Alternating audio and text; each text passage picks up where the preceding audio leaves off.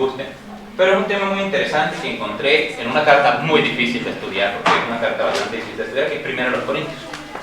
Así que quiero que vayan conmigo a Primera a los Corintios, capítulo 4.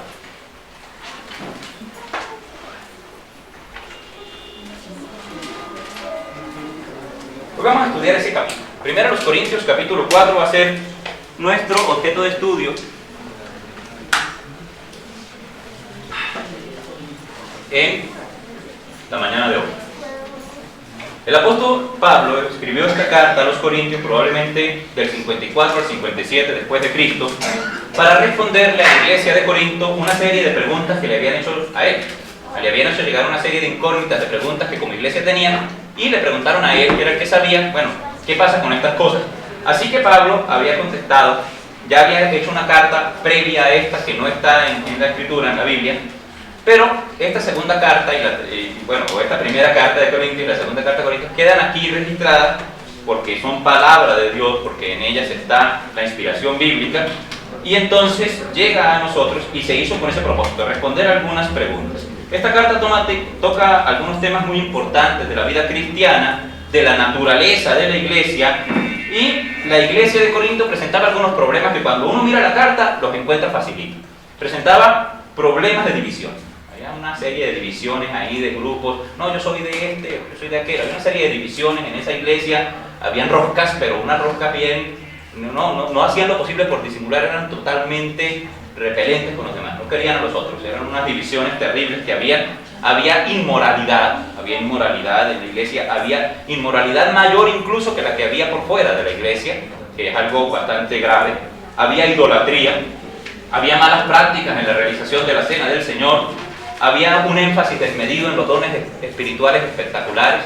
Todos querían hablar lenguas, todos querían hacer milagros, nadie quería barrer la iglesia, nadie quería orar por los demás, todo el mundo quería hablar en lenguas y hacer milagros, era lo único que ellos querían hacer. Era una iglesia que se había desviado bastante y tenía muchos problemas de este tipo, pero seguían siendo una iglesia del Señor. Como todas las iglesias del Señor, pues tenemos fallas y problemas, y ciertamente necesitamos de Cristo que nos sostenga y nos sustente. Así que estas cartas llegaron precisamente para corregir esos problemas y quedan para nosotros precisamente para que empezamos a aprender a través de este ejemplo muchas cosas importantes. Algunos problemas graves habían llegado a la iglesia de Corintios que se habían desviado de doctrinas fundamentales, doctrinas como la resurrección de los muertos. No creían en la resurrección de los muertos, entonces, ¿para qué ser cristiano si uno no cree en la resurrección de los muertos? Tenían un grave problema ahí. Hoy quiero centrar el estudio en ese capítulo, en el capítulo 4, donde el apóstol muestra la verdadera naturaleza del ministerio que Dios le dio y revela características de los creyentes que buscando su propia gloria se desvían de la fe y desprecian las enseñanzas. En este caso, las enseñanzas que el apóstol Pablo había dado a la iglesia previamente las habían despreciado porque estaban buscando su propia gloria. Y esa búsqueda de la gloria personal, esa búsqueda de la exaltación personal y de la aprobación personal se llama envanecimiento. Por eso vamos a hablar del envanecimiento y sus características a través de esto. Y estamos hablando no del envanecimiento del mundo, no de la vanidad del mundo, que como dijo Salomón, vanidad de vanidades, todo es vanidad, el mundo está lleno de vanidades. Estamos hablando de la vanidad donde no debe estar, de la vanidad en el corazón del creyente, de la vanidad en nosotros. ¿Cómo se manifiesta la vanidad en nosotros? ¿Qué características tiene y cómo podemos luchar contra ese impulso nato de cada uno de nosotros de envanecernos? Así que la palabra nos enseña las características del envanecimiento del creyente, porque el envanecimiento impide que el creyente sea sensible a la palabra de Dios. La palabra de Dios le entra por un oído, le sale por el otro, le rebota en el corazón. Entonces es un problema grave. Cuando hablamos del envanecimiento hablamos de un problema grave. Vamos a mirar entonces, a comenzar saltando algunos versículos importantes y después todos los vamos a leer durante el estudio, pero por ahora vamos a ir a los versículos 3 al 5. 3 al 5. Ahí vamos a ver la primera característica del envanecimiento del creyente. Y es que el envanecimiento lleva al creyente a juzgar antes de tiempo. A juzgar antes de tiempo. Primero los Corintios 4, versos 3 al 5. Pueden leerlo como iglesia todos juntos a la cuenta de 3. 1, 2, 3. Yo en mi poco tengo que ser juzgado por vosotros o por tribunal humano, y ni aún yo me juzgo a mí mismo, porque aunque de nada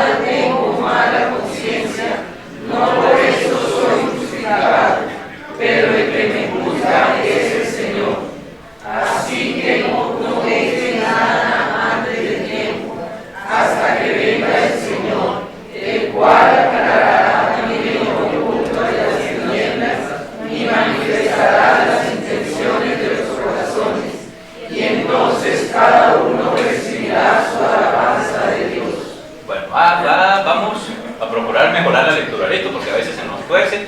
Sin embargo, bueno, comenzamos leyendo juntos, terminamos leyendo juntos esa porción muy interesante de las Escrituras. Cuando la soberbia contamina el corazón del creyente, que a todos nos puede pasar, nos llenamos de esa vanidad, de ese envanecimiento, lo primero que sucede es que tomamos una posición que no nos corresponde. Y es la posición de ser jueces condenatorios de los demás. De ser los que condenamos a los demás. Condenamos la vida de los demás. Sobre todo de los demás creyentes, ¿no? Ahora, cuando uno estudia en la Biblia el término juzgar, y sobre todo el término juzgar que aparece en esta carta y en esta porción de las Escrituras, hay que tener en cuenta que el término juzgar en la Biblia puede ser o puede encontrarse de tres maneras diferentes. Y hay que entender las tres maneras diferentes en que aparece el término juzgar. El primero, y todo se entiende según su contexto, el primero de ellos es la idea de interrogar. Interrogar, escudriñar o examinar. Eso es lo primero, un término que es anacrino por allá en el griego. Eso, bueno, no viene al caso, sino que importante acá.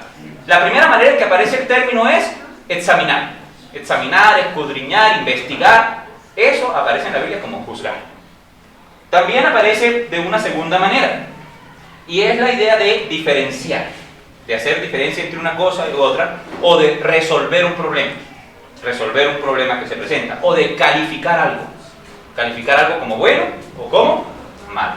Ese es el segundo término que aparece en la Biblia, que es juzgar. Y el tercero es la idea de condenar y castigar. Entonces miren, son tres maneras diferentes en que el término juzgar aparece en la Biblia. La primera, como hacer un examen, como investigar algo, eso es juzgar en la Biblia. La segunda manera es la idea de diferenciar, de resolver un problema que se presentó y de calificar algo como bueno o como malo.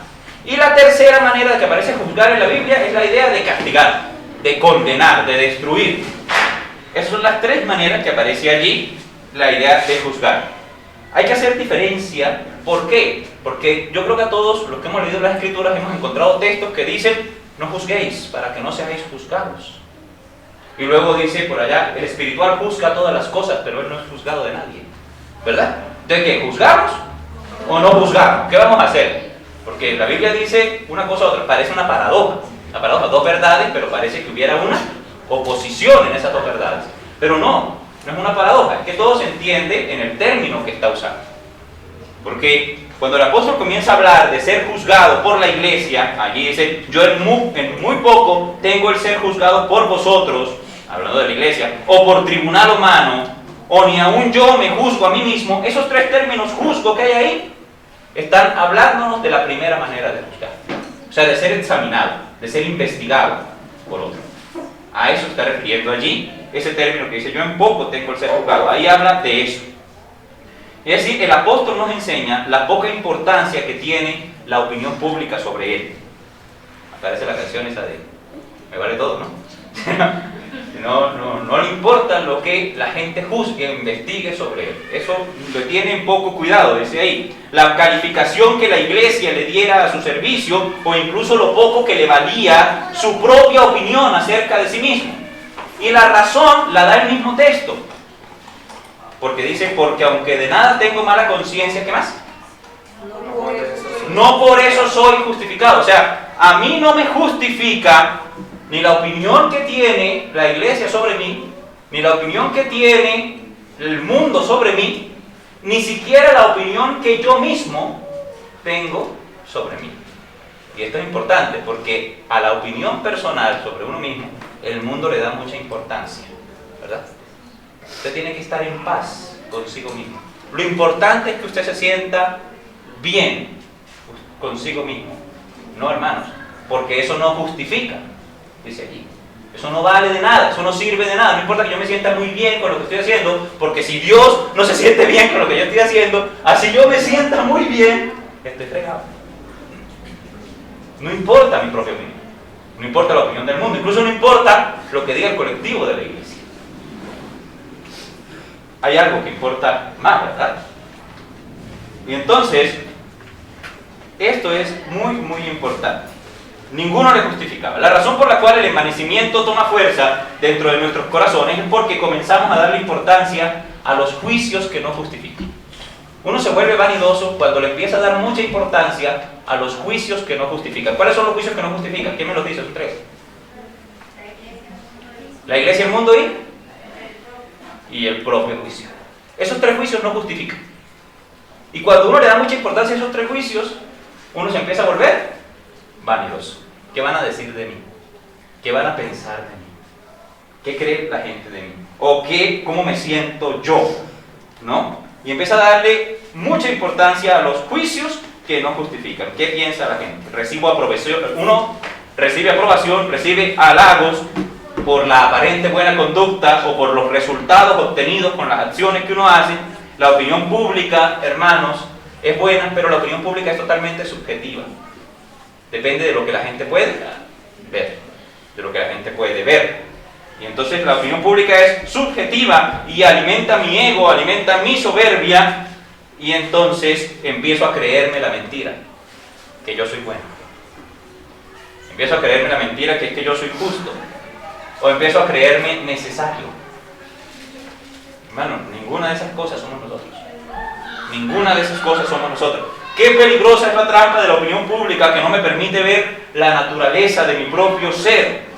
Las personas creen que hacen lo mejor, dejando ese juicio y diciendo, no, a mí no me interesa lo que digas, lo que importa es lo que yo piense. Y ahí viene el siguiente problema, ¿no? Mi opinión personal. ¿Qué importancia le da el mundo a la opinión personal, a lo que la persona logra ver de sí mismo, ¿no? Y eso es muy, muy, muy peligroso. El envanecimiento entonces lleva a jugar, pasemos ahí en un momento.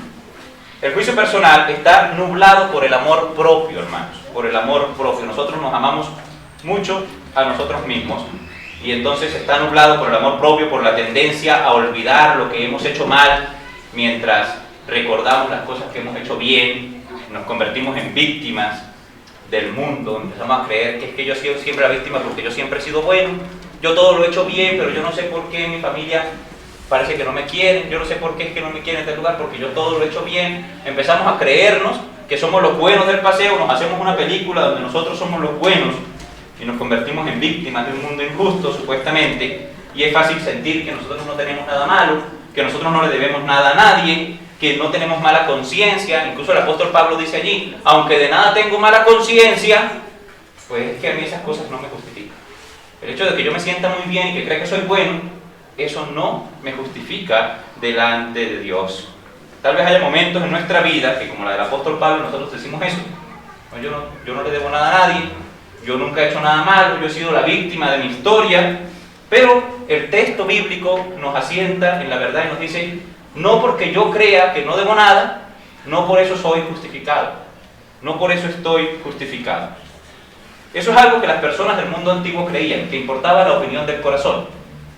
Les cuento que los egipcios creían en un dios que se llamaba Anubis, que tenía cara de chacal, de perro, ¿no? Yo creo que todos saben esa idea. Y ellos creían que Anubis era el dios de los muertos. ¿Por qué? Porque los muertos quedaban mal enterrados y los perros se la pasaban en los cementerios bregando a ver qué sacaban para comer.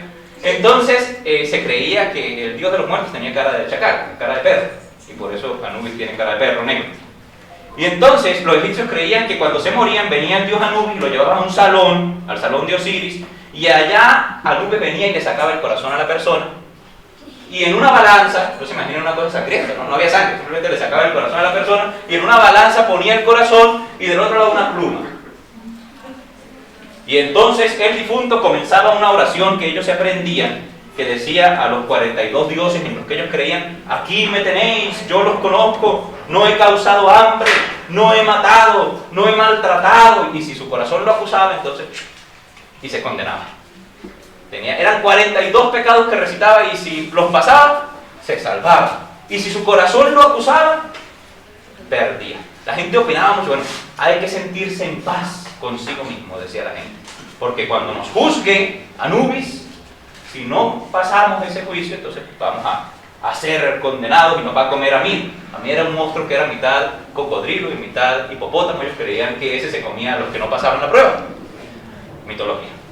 Pero en fin, dense cuenta cómo las religiones del mundo, y cómo el mundo mismo nos enseña la importancia de estar en paz con nosotros mismos. Y la Biblia dice, eso no importa, No importa si usted se siente bien siendo ladrón, porque el asunto es que es ladrón y a Dios no le gusta. ¿Sí me entiende? No importa si usted se siente bien con su pecado, no importa si usted se siente bien con su infidelidad, no importa si usted se siente bien con su desviación sexual, no importa si usted se siente bien con cualquier pecado que tenga, no importa si usted se siente bien, porque el problema no es con usted, el problema es con Dios. La gravedad del hombre es con Dios. No por eso, no porque yo me sienta bien y porque tenga buena conciencia, no por eso soy justificado, dice el texto. Eso no me va a justificar. Entonces el apóstol nos baja de esa fantasía y nos dice que el dictamen de nuestro corazón no nos puede justificar y que el asunto no es estar en paz con nosotros mismos, sino si tenemos paz para con Dios. Ese es el asunto que importa. Si tenemos paz para con Dios. Porque ¿quién es el que juzga? Dice el texto.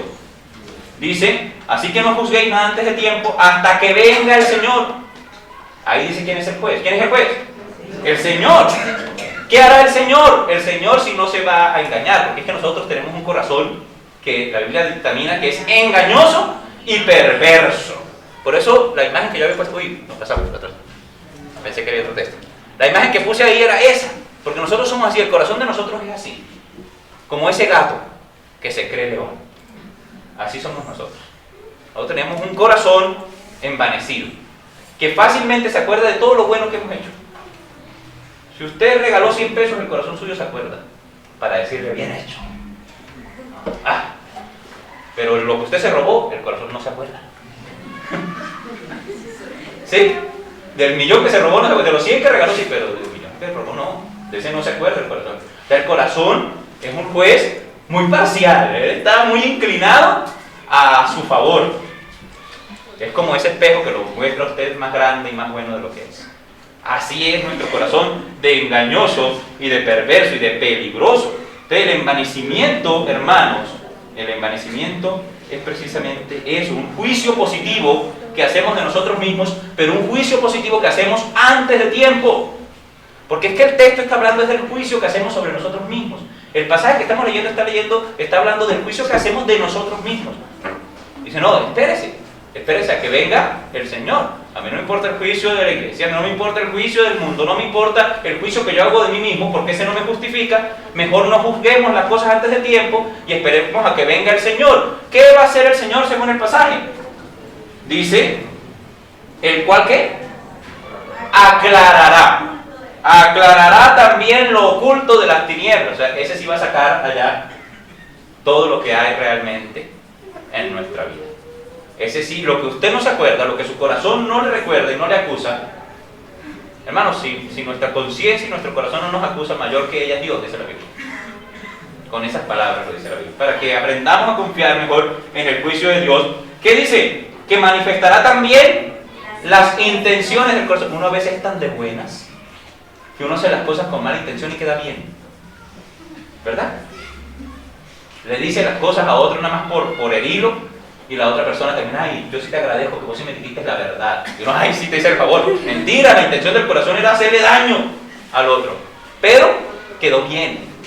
Entonces Dios no es los resultados de sus acciones, que de pronto son mayores o mejores, o el mundo las califica como buenas, sino que aclarará el Señor las intenciones, dice allí, del corazón.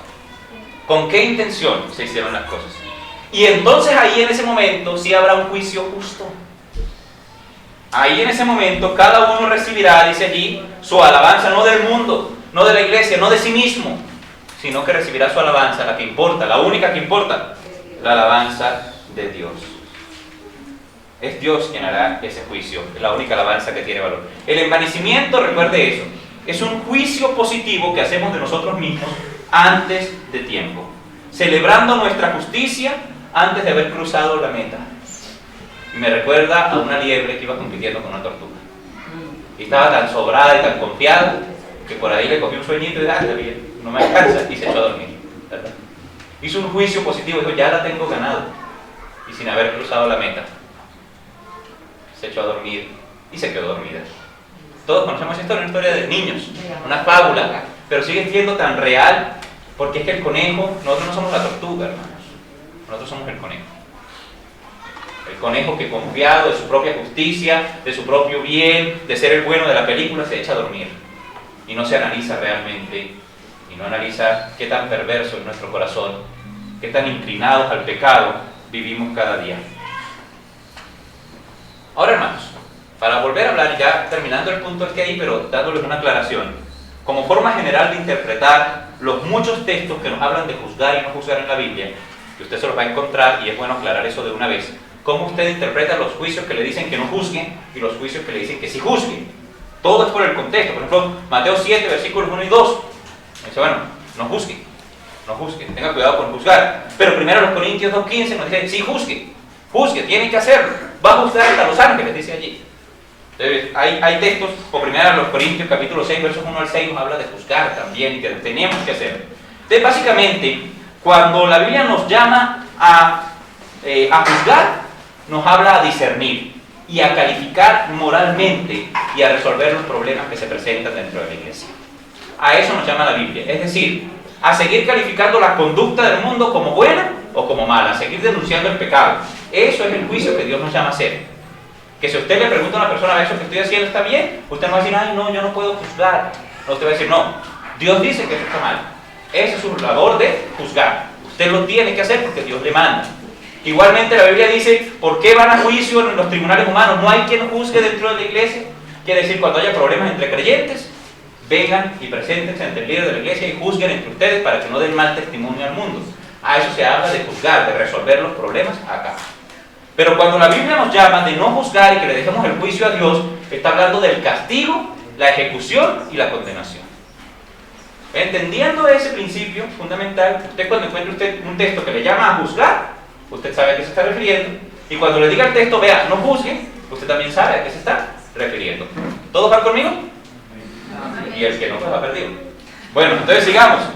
El segundo punto, ya vimos lo primero, acerca del primer problema, ¿no? Se juzga antes de tiempo. Lo segundo, el envanecimiento se gloría de lo que ha recibido como si no lo hubiera recibido. Y eso está ahí en 1 Corintios 4. Esta vez los versos 7 al 8 que van a leer los jóvenes a una voz muy fuerte que se va a escuchar en la panadería. Seguimos orando por el de la panadería.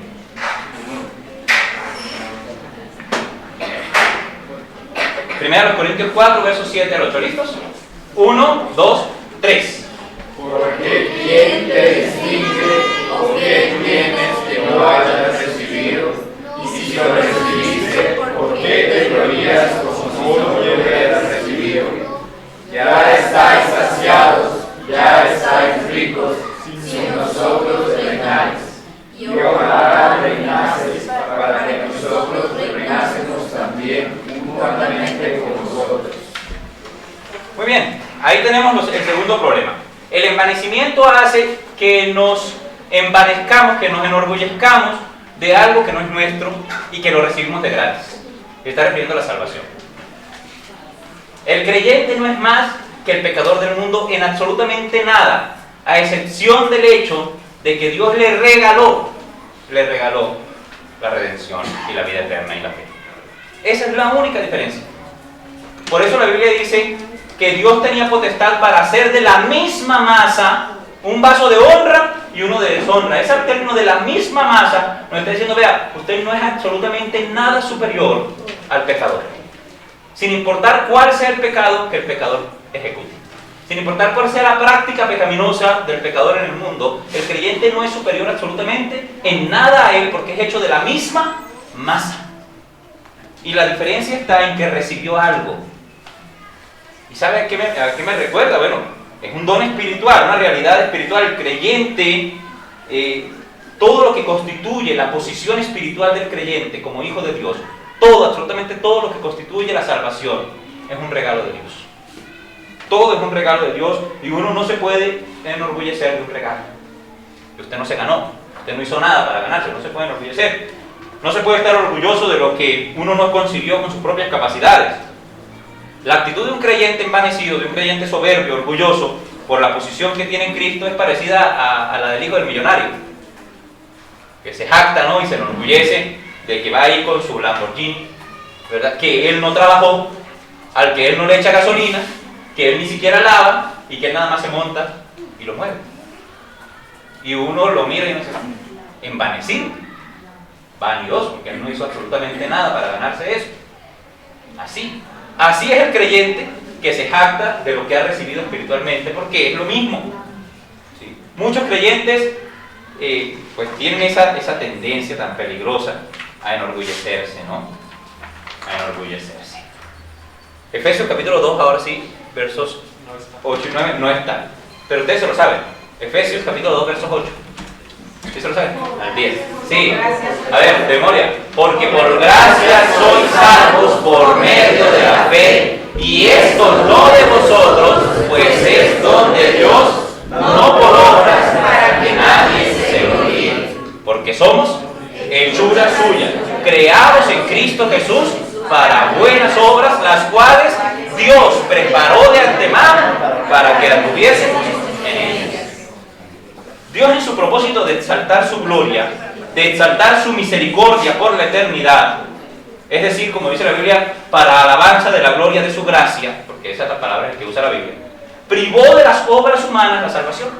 O sea, las obras humanas no tienen nada que ver con la salvación. Precisamente, como dice el texto, para que nadie se gloríe. Para que nadie se gloríe. Para eso lo hizo. ¿No? Para que nadie se gloríe. Es decir, ¿para quién es la gloria de la obra de la salvación? Para el que la hizo. ¿Quién la hizo? Dios, Cristo. Para la gloria de la salvación es de Cristo.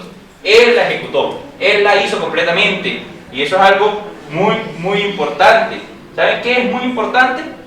Las palabras del Señor Jesucristo: consumado es. Son muy importantes. Estaba ya en la cruz, muriéndose, sabía que ya se iba a morir, que ya se había desangrado, estaba con los últimos alientos y dijo: consumado es, ya lo pagué todo.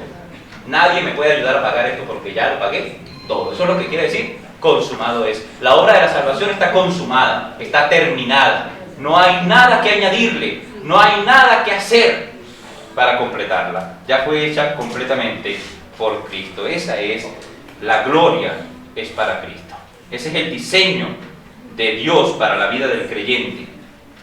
No solo la salvación, sino que usted le prestó atención al versículo, al segundo que dijimos, al que unos no se sabían, al que dice: porque somos hechura suya, creados en Cristo Jesús. Está hablando de la nueva creación. Creados en Cristo Jesús, ¿para qué? Para buenas obras. Entonces de pronto usted dirá: bueno, sí, la salvación sí, pero ¿y las buenas obras que yo hago? Ese mercado que regalé, esa plata que le di a fulano, ese favor que le hice a fulano, esa persona que yo llevé al médico, esa persona a la que yo fui a hablarle de Cristo y lo evangelicé, todas esas buenas obras que yo he hecho en la vida, entonces eso no cuenta. Y luego dice aquí, sí cuenta, cuenta para la gloria de Dios, porque dice: creados en Cristo Jesús para buenas obras las cuales Dios preparó de antemano para que anduviésemos en ellas. Que ni siquiera las buenas cosas que nosotros hacemos como cristianos son de nosotros, son de Dios. Él las hizo para su gloria y Él nos obliga a caminar por ellas, nos hace caminar por ellas. Hay buenas cosas que uno hace sin ganas, o soy solo yo que soy el más malo, pero yo creo que a todos nos ha pasado, que hay buenas obras que uno hace por el compromiso que uno tiene con Dios, pero no porque le nazcan. Son de Dios, esa gloria es de Dios. Cuando usted dice: ay, gracias, ay, Señor, usted tan... no, es Dios. Es Dios. Si fuera por mí, ni le hubiera abierto la puerta. Es Dios. Filipenses 3, 7 al 9. Por fin uno que está dijo que... Filipenses capítulo 3, versos 7 al 9. ¿Lo tienen allí? Los varones van a leerlo fuerte, que se escuche en la panadería. Filipenses 3, 7 al 9. 1, 2, 3. Pero cuántas cosas eran para mi ganancia, las he estimado como pérdida por amor de Cristo. Y ciertamente aún estimo todas las cosas como pérdida por la excelencia del conocimiento de Cristo Jesús, mi Señor, por amor del cual lo he perdido todo y lo tengo como basura para ganar a Cristo y ser hallado en Él, no teniendo mi propia justicia, que es por la ley, sino la que es por la fe de Cristo, la justicia que es de Dios por la fe. Les voy a decir por qué puse este versículo ahí. Porque yo considero que hay tres cosas por las cuales el creyente pueda terminar envaneciendo. La primera es la obra misma de la salvación. Creer que yo soy más porque creo en Cristo. Eso es una tontería porque eso es de Dios. Lo segundo, creer que yo soy más por mi moral, o sea, por las buenas obras que ya hablamos. Volvemos al asunto que las buenas obras que tienen algún valor son las que Dios preparó de antemano para que anduviésemos en ellas, y el valor la tiene por cuanto le dan la gloria a Dios, no a mí. Pero no hay razón para envanecerse por eso. Lo tercero son las comodidades que la vida nos ha permitido a algunas personas.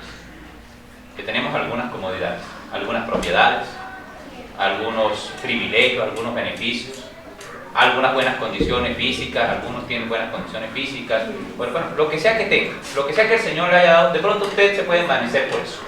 Esa es la tercera razón por la cual la gente se envanece, por eso también se envanece la gente del mundo. Entonces, por esos beneficios, por esos privilegios. Y entonces, recuerdo al apóstol Pablo, no a este, sino al Saulo.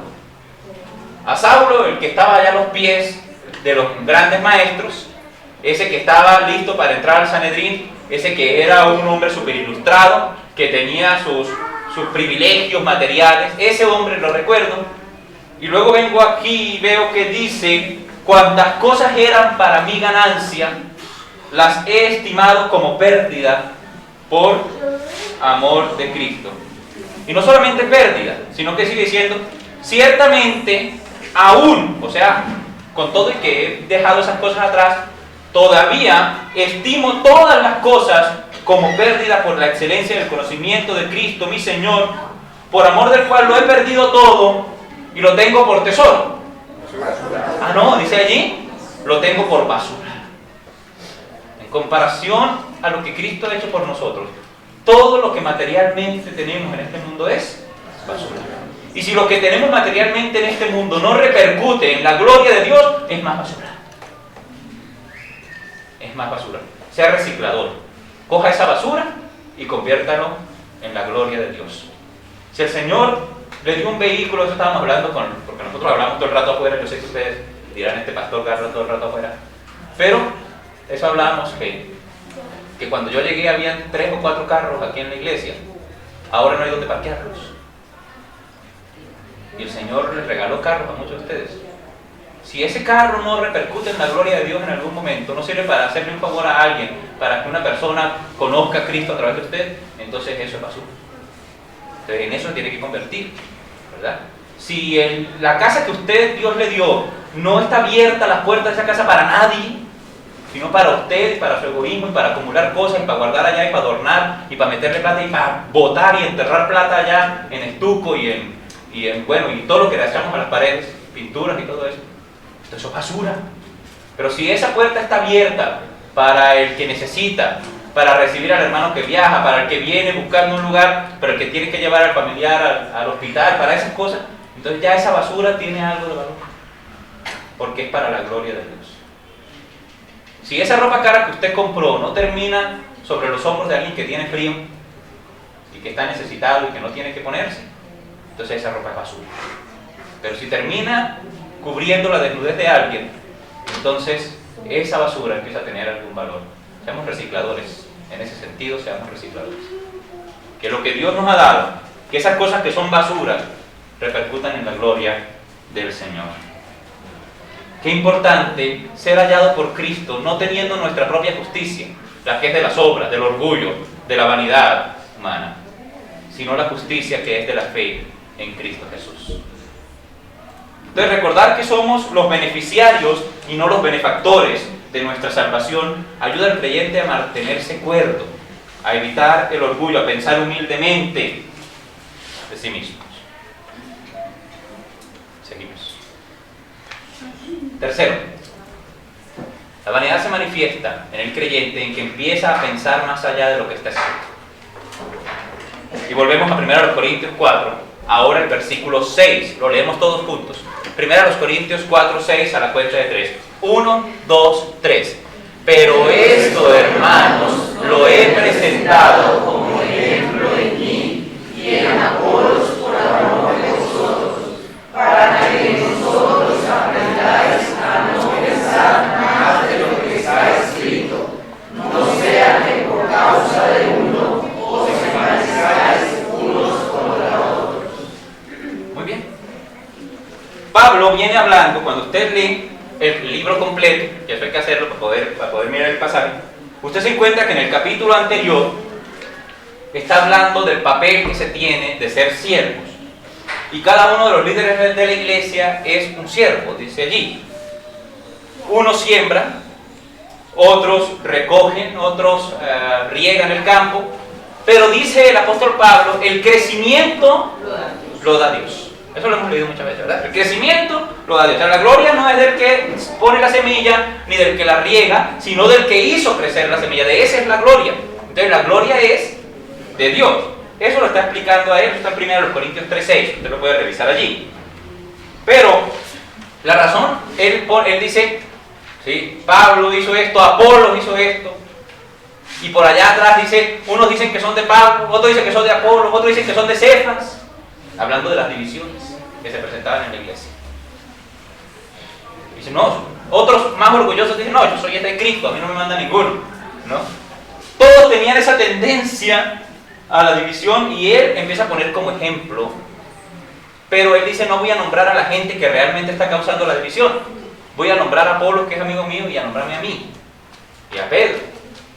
Entonces él explica en 1 Corintios 4:6, dice, esto hermano, esto que vengo hablando, lo he presentado como ejemplo en mí y en Apolo, no porque ellos fueron los causantes de la división, ellos no eran los causantes de la división, era por amor a la iglesia, evitar entonces decir realmente quiénes eran los que estaban causando esa división, los que estaban cultivando esa división allí.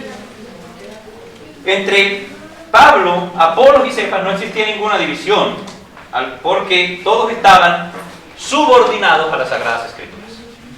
Hermanos, no importa cuántos líderes hay en una iglesia, en una denominación, en un grupo religioso, si todos están subordinados a las Escrituras, ahí no hay divisiones. Ahí no hay divisiones. Donde todos están subordinados a la Biblia, no hay divisiones. El problema es cuando la Biblia comienza en la mente de la persona a sentirse insuficiente, donde las Sagradas Escrituras comienzan a sentirse insuficientes. Y por eso el apóstol Pablo espera, o le manda a los creyentes, o motiva a los creyentes a limitar su pensamiento sobre lo que les ha sido dado, sobre las Escrituras, a limitarse a pensar sobre lo que está escrito. Cuando un creyente se envanece y empieza a desgastarse o a debilitarse su relación con Dios, que eso pasa, cuando uno empieza a envanecerse, a confiar más en uno mismo, entonces comienza a creer que la razón de su crecimiento cristiano es el mismo, a echarse las flores de lo que es como en Cristo Jesús, y cuando nuestros ojos empiezan a dejar de ver a Dios, entonces también se apartan de las Sagradas Escrituras, se vuelve insuficiente. Muchos creyentes están inconformes con lo que la Biblia da y con lo que la Biblia puede dar, y buscan revelaciones ajenas a las Escrituras. ¿Saben que hay muchos grupos populares? Porque en lugar de leer la Biblia, una persona se para a hacer adivinaciones y a decirle a la persona secretos y a decirle a la persona supuestas palabras de Dios que no están en la Biblia, y la gente va buscando eso. ¿Sabe por qué van buscando eso? Porque tienen comezón de oír, se amontonarán maestros conforme a sus propias concupiscencias, apartarán de la verdad del oído y se volverán a las fábulas. Fábulas, cuentos, mentiras. La verdad está aquí.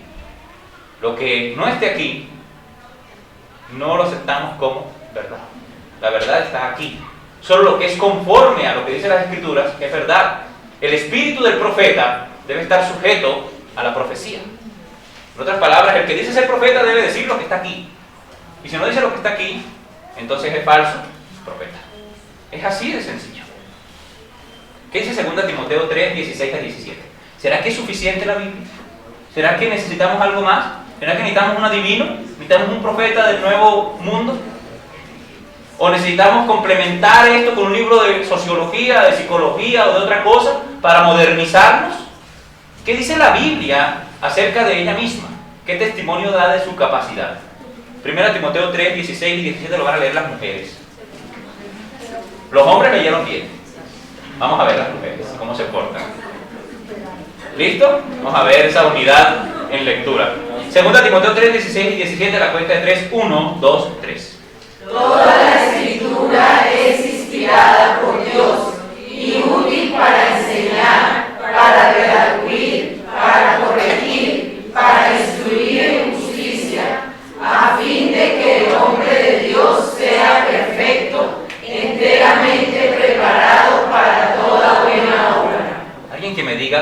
¿Qué puede hacer la Escritura con el hombre de Dios? ¿Qué puede hacer la Escritura con el hombre de Dios? ¿No han dado con el chiste? Lean el texto. Sí, eso puede hacer. Eso puede hacer. Escucha bien. Para el hombre de Dios las Escrituras son suficientes para hacerlo perfecto. ¿Qué significa algo perfecto? ¿Quién ha usado ese término alguna vez? Perfecto. ¿A qué se refiere algo perfecto? Hermano, ¿qué es una costura perfecta? Que no tiene un hilo mal puesto, que no tiene una costura torcida, que está perfecto. Eso es perfecto. Me quedó perfecto, dice uno. No hay nada que tenga que añadirle a esto que dice porque está perfecto. Eso dice uno de un plato de comida o de una obra que hizo, de un carro que arregló, de lo que hizo y me quedó perfecto. Todos los que tienen alguna función han usado ese término, perfecto. No hay nada más, no tiene defecto. Hermanos, ¿somos defectuosos? Amén, somos defectuosos. ¿Nos puede corregir el mundo? No. ¿La cultura? ¿La psicología? ¿Qué nos puede corregir? La Escritura, porque precisamente es útil para enseñar y para corregir y redarguir e instruir en justicia, dice aquí. Y hoy escuchen, ese hombre es un genérico universal, ¿no? Como se debe usar. O sea, hombre se refiere a hombre y a mujer. El ser humano de Dios es perfeccionado con las Escrituras. Es suficiente las Escrituras para hacernos perfectos, para equiparnos, para hacernos semejantes a Cristo. No hay nada en el mundo que se equipare a la Biblia, que sea semejante a la Biblia, a las Escrituras, para obrar en el corazón del hombre, para, como nos decía David, ¿cómo decía? En el alma. Transformar el alma, ¿era que decía? Lo cogí mal parado, estaba así, lo cogí mal parado. ¿Qué era que decía? Con el alma. Que convierte el alma. ¿Somos defectuosos? Sí. La Biblia convierte el alma. Es capaz de perfeccionarnos, de moldar. La Biblia. Aprendamos a no pensar, a no ir más allá de lo que está escrito. No es necesario. Es suficiente lo que está escrito para transformar la vida del hombre. Y por último, el envanecimiento se da a conocer con palabras sin poder. Y es el último aspecto que vamos a estudiar, y no crean que es corto, es largo, así que cojan alientos. Primero Corintios 4, 19 y 20. Primero Corintios capítulo 4, 19 y 20. El que lo encuentre lo puede leer, pero fuerte. Pero iré pronto a vosotros, si el Señor quiere, y conoceré de las palabras, y no las palabras, sino por el poder de los que andan envanecidos. Porque el reino de Dios no consiste en palabras, sino en poder. Muy bien, hermana, gracias. Este es el último aspecto que vamos a estudiar sobre el envanecimiento. La vanidad no está respaldada con poder. No está respaldada con poder. Ahora, cuando uno lee este texto y lo coge así sueltico, como lo acabamos de coger, uno empieza a imaginarse poder. ¿Qué será esos poderes? Claro, Pablo hacía milagros. Uy, él hacía milagros, tenía poder para respaldar. Hermano, no es eso. Porque el pasaje se analiza y se revisa en su contexto. O sea, los versículos que no hemos leído del pasaje son los que dan respuesta a cuál es el poder del cual está hablando Pablo. Y lo primero que hay que entender es que según el contexto del capítulo 4, Pablo está hablando primero de poder para servir. Se necesita poder para servir. ¿Qué dice 4.1? ¿Quién lo lee? Así pues, tengan los hombres por servidores de Cristo y administradores de los misterios de Dios. Muy bien. Ahora bien, se requiere de los administradores que cada uno se hallado. Bien, termina diciendo. Gracias. Entonces, ténganos los hombres por servidores de Cristo, dice ahí. Ese es el comienzo del capítulo. Mira, todos nosotros los que servimos, dice él, está hablando de Apolo, de Pablo y todo eso, dice, ténganos los hombres por servidores.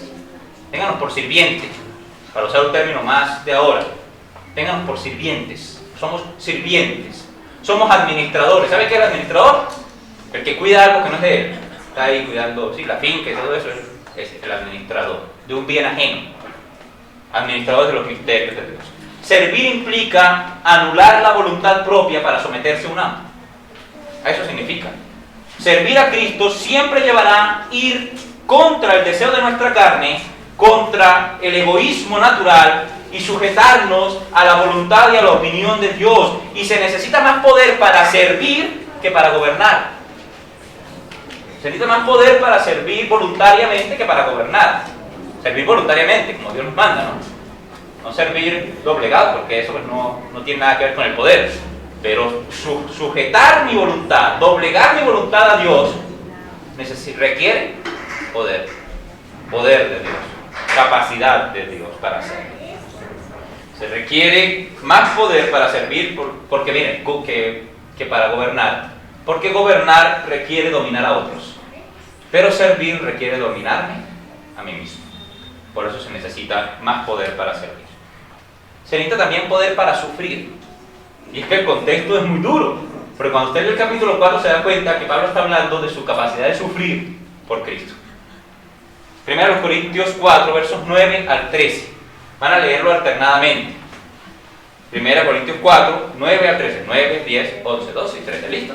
Comienza por mi mano derecha, una vez mi mano derecha con el verso 9. 1 Corintios 4, versos 9 al 13. A la cuenta de 3. 1, 2, 3. Porque según pienso, Dios nos ha exhibido a nosotros los apóstoles como ustedes, como a sentenciados a muerte, pues hemos llegado a ser espectáculo al mundo, a los ángeles y a los hombres. Nosotros somos insensatos por amor de Cristo, mas vosotros prudentes en Cristo, nosotros débiles, mas vosotros fuertes, vosotros honorables, mas nosotros despreciados. Hasta esta hora padecemos hambre, tenemos sed, estamos desnudos, somos abofeteados y no tenemos morada fija. Nos arreglamos trabajando con nuestras propias manos, nos maldicen y bendecimos, padecemos persecución y la soportamos. Nos difaman y rogamos. Hemos venido a ser hasta ahora como la escoria del mundo, el desecho de todos. ¿A quién le gustaría estar en el combo de Pablo? ¿Ser de ese grupito de gente de la que él está hablando? A nadie. Ese fue el llamado de Dios para los apóstoles, los de verdad. No los que reclaman la bendición. No los que viajan en jet, esos no. Los apóstoles de verdad. Los que dieron la vida por Cristo. Ese es el llamado de un apóstol. Analicémoslo otra vez por encima. Usted tiene ahí el texto bíblico. Entonces, dice allí que son espectáculos, sentenciados a muerte. Dice que son insensatos. Que esa conducta es un asunto que se puede calificar como una insensatez, porque bien él podía volver a su vida, a su mundo y tener tranquilidad y no tener persecución, ni hambre, ni desnudez, ni nada de esto. Por eso habla de insensatez. Habla de debilidad. Habla de deshonor, de desprecio. Habla de tener hambre, sed y falta de vestido. Habla de ser abofeteado, que es uno de los actos más humillantes que un ser humano puede recibir. Habla de no tener morada fija. Habla de fatigarse trabajando. Habla de ser maldecido, maldito sí. Habla de ser perseguido. Habla de que lo difamen. ¿Qué es que lo difamen a uno? Que digan mentiras de uno, ¿sí, verdad? Que le bajen el cuero. Habla también de que ha venido a ser la escoria y el desecho del mundo. ¿Usted cree que sin el poder de Dios este hombre hubiera tenido fuerzas para hacer esto? Es imposible. Es imposible. Habla la Biblia de poder para sufrir. Poder para sufrir por Cristo. Por más duro, por más decisiones que hayamos tomado por seguir a Cristo, que nos hayan costado beneficios económicos o cuestiones así, yo creo que ninguno de nosotros puede ser comparado a lo que el apóstol Pablo está diciendo allí. Ninguno lo ha vivido. Pero si el Señor nos llama para un llamado semejante al de Pablo, hay que preguntar, ¿tendríamos el poder? Y Pablo dice, voy a conocer si estos que están envanecidos sus palabras están respaldadas con poder, pero no poder de hacer milagros, ni de hablar en lenguas. A eso se dedicaban todos allá. No era ese poder, es el poder que él está diciendo en el capítulo 4, poder para ser servidor de Cristo y poder para sufrir por Cristo si es necesario. Y termina hablando del poder de amar. El poder de amar. Amar al que le ha tratado mal, amar al que le ha despreciado, amar al que le ha difamado, amar al que le ha aborrecido. 1 Corintios 4, 14 al 16. Último texto de hoy. Dice, no escribo esto para avergonzaros, sino para amonestaros como a hijos míos amados. Porque aunque tengáis 10.000 años en Cristo, no tendréis muchos padres, pues en Cristo Jesús yo os engendré por medio del Evangelio y por tanto os ruego que me imitéis. Miren esas palabras tan importantes. Amar es un acto que requiere poder de Dios. La iglesia de Corinto ya le habían bajado el cuero hasta más no poder a Pablo, que era el que los cuidaba, que era el que les enseñaba. Ya no hacían sino criticarlo, hablar mal de él, despreciarlo. Ahora Pablo se defiende su ministerio, defiende su camino, su rol en estas cartas. Y lo curioso es que nunca les dice, ustedes desagradecidos, que no hacen nada, no han sufrido nada y vienen aquí. No. ¿Qué les dice? Les hablo esto no para que ustedes se avergüencen. No quiero crear en ustedes humillación ni vergüenza. Lo que quiero es amonestarlos como un papá amonesta a un hijo que le pertenece y que ama. Porque dice, hijos míos amados. Y eso es lo que está diciendo Pablo, que amaba a esta iglesia como un papá ama a sus hijos. Como un papá ama a sus hijos. Que lo único que quiere es el bien para ellos y que por ese esfuerzo de buscar el bien para ellos, había vivido de tal manera que podía decir la última frase que leímos. Dice allí, por tanto os ruego que me imitéis. El amor lleva al hombre a vivir de tal manera que pueda decirle a los que aman, háganlo como lo hago yo. Ser ejemplo. Amor es desgastarse, amor es morir para que otros vivan, y solo Dios puede darle poder al hombre para hacerlo. ¿Sabe qué pasaba con los que estaban causando división? Con los que estaban envanecidos, con los que se creían que ya estaban en la gloria, como él dice, que sus palabras eran especiales, pero no tenían poder. No tenían poder para servirle a Dios. No tenían poder para sufrir por Dios. Y no tenían poder para amar como Dios ama.